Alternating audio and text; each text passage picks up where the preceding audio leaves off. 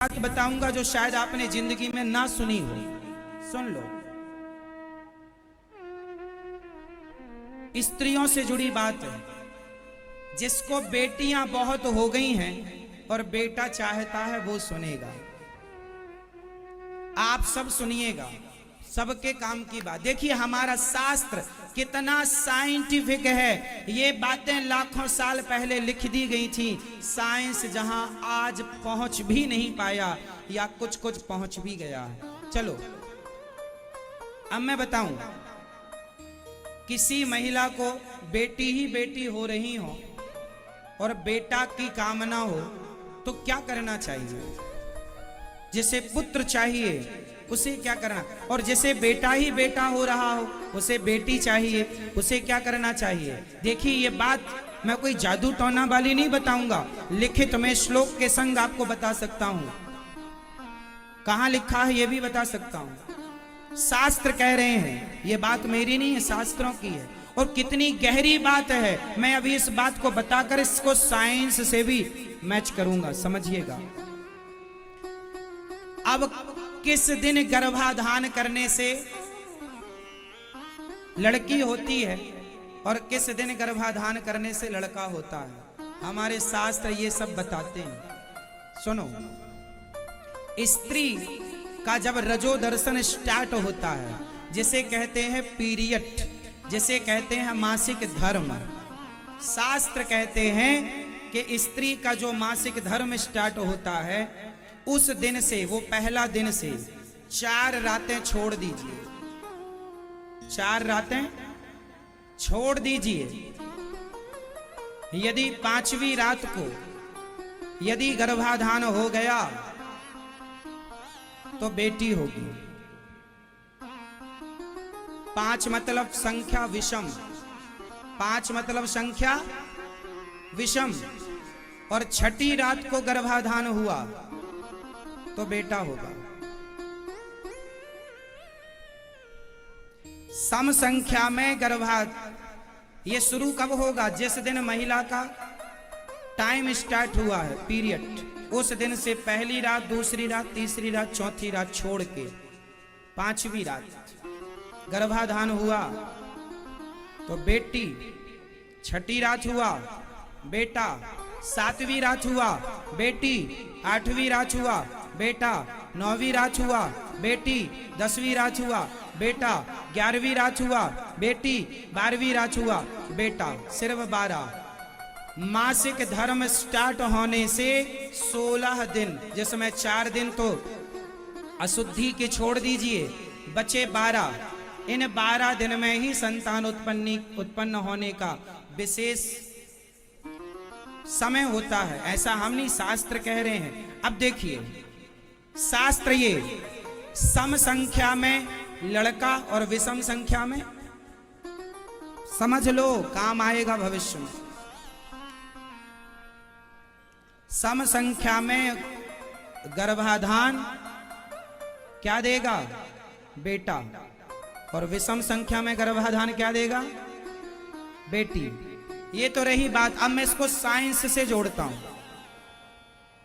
Science कितनी गहरी है समझिएगा। लड़की, स्त्रियां जब मासिक धर्म से 4 दिन बाद जब वो बाहर निकलती हैं, अर्थात जब वो उनका मासिक धर्म समाप्त होता है, उसके बाद जो पहला दिन होता है, जैसे 4 दिन स्त्री शुद्ध हो गई और 5वां दिन, पहले 5वां दिन है, उस दिन उसके शरीर में वह तत्व तैयार होंगे जिससे पुरुष का संयोग होने से कन्या ही जन्म लेगी। कन्या के विषाणु तैयार होंगे और दूसरे दिन मतलब 6ठे दिन पुरुष तैयार हो जाएगा, मतलब पुरुष के विषाणु। ये फसल में भी होता है मैया, मादा पुरुष, ये सब चीजें पूरी सृष्टि इसी थ्योरी पर टिकी हुई है। पूरा संसार इसी पर टिका हुआ है। वो स्त्री के अंदर ही क्षमता होती है कि वो स्त्री रूप में एक्सेप्ट करेगा उसका। कहते हैं पुरुष का तेज स्त्री के गर्भ में जब जाता है तो स्त्री का रज पुरुष के तेज में मिलकर वो जो रज होता है स्त्री के अंदर भी एक तत्व पाया जाता है। वह तत्व 5वें दिन स्त्री रूप में होता है, 6ठे दिन पुरुष हो जाता है।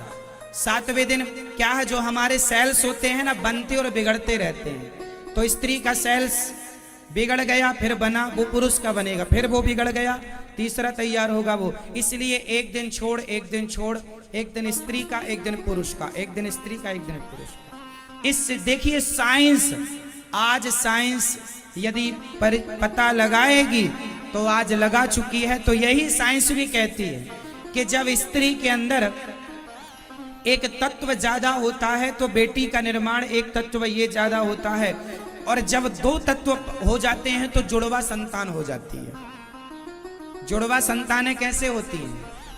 एक ही भाग 2 भागों में स्त्री और पुरुष का तत्व मिलकर जब 2 भागों में पेट के अंदर किसी कारणवश डिवाइड हो गया तो 2 संतान की तैयारी चालू हो गई पेट के अंदर। ये साइंस है, ये साइंस जो आज बता रहा है, हजारों साल पहले हमारे ऋषि मुनियों ने बता दिया। कितना बड़ा साइंस, कितना बड़ा शोध है ये, जो मैंने 2 मिनट में पूरा कर दिया। इस शोध को बताने के लिए साइंटिस्टों ने हजारों लाखों करोड़ों रुपए खर्च किए हैं। कितनी बड़ी बड़ी मशीनें बनाई, कितना शोध किया, कितनी रिसर्च की, तब ये बता पाए। हमारे ऋषि मुनियों ने एक श्लोक में सारा लिख दिया। क्यों? शोध करके, यूं हवा में नहीं लिख दिया, शोध करके लिखा।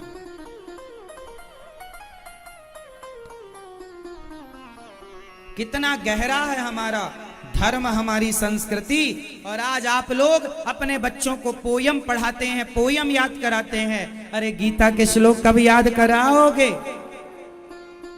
गीता के श्लोक